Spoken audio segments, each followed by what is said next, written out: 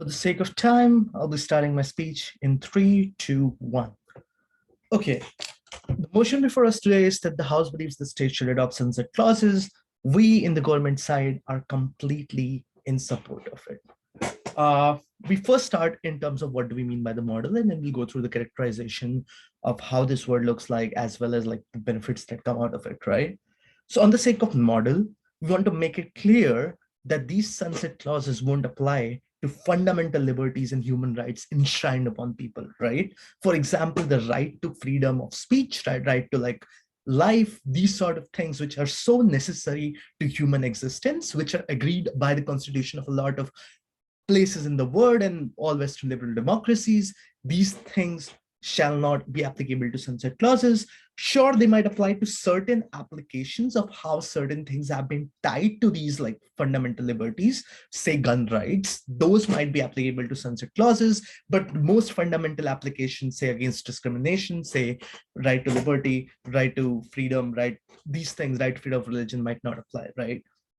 Second thing, the timing of these clauses could vary depending on the law. We recommend around a 10 to 15 years period, which is like 2 to 3 governments, sort of like governmental periods like changing through. We think that's a good sort of like placeholder to determine like when norms change and so on. These can be decided by the regulator's body. We believe there might be a harder burden to like reauthorize this, depending on how essential it is to the centrality of the state. So you can have different burdens on like how much consensus do you need to pass these laws in the first place and reauthorize them, right? And to ensure these laws get reauthorized, we can hold accountability for consensus by deciding it to be accountable, like the people who are voting for it are held accountable. Otherwise we can have re-elections. If you fail to like reauthorize these laws in places, you lose your position. We do a re-election and the new government can do it. That I think can hold an accountable check to make sure these laws are reauthorized in time, right? So we first start with like why sunset clauses are important. And our first most important argument here is that human norms change much more drastically than you expect them to, right? There can be certain things, right? Like look at the rights pertaining to unnatural sex and homosexuality in many parts of the world, because 40 years ago, even by scientific standards, which was often many, many times biased, these things were considered unnatural. These things were considered um,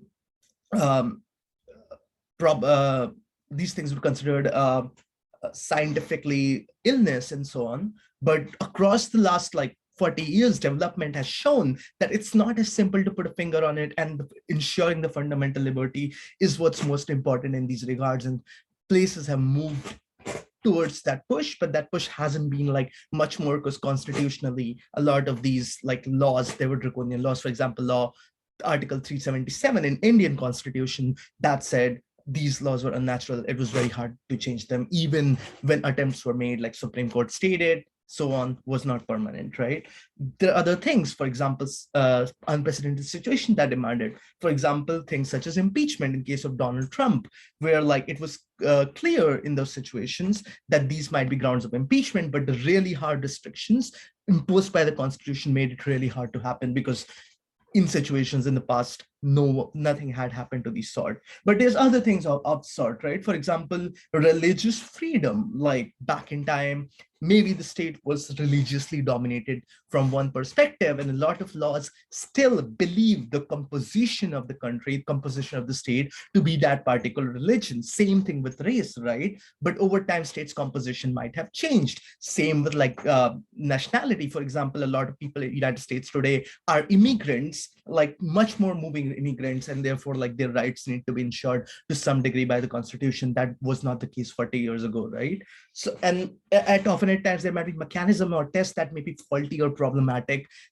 to like test these standards according to Constitution, or even the system of constitutionality. For example, the electoral system in the United States that gives all the votes to like whichever party like wins the majority in a state, and that makes it really hard for a third party to come in and so on, right? So we think like these norms are changing consistently, and therefore it's much more important to change them. Why does it not happen in the current status quo, right? Understand that the way constitutional systems are set up, changing an already established law is extremely hard. In fact, it happens much lesser degree as you would expect them to, right? There are two reasons for that. First, there's often inertia and respect for constitution, because often at times parties understand that changing anything fundamental in constitution might make it harder for them to get back into power because of the integrality of the constitution being changed, right?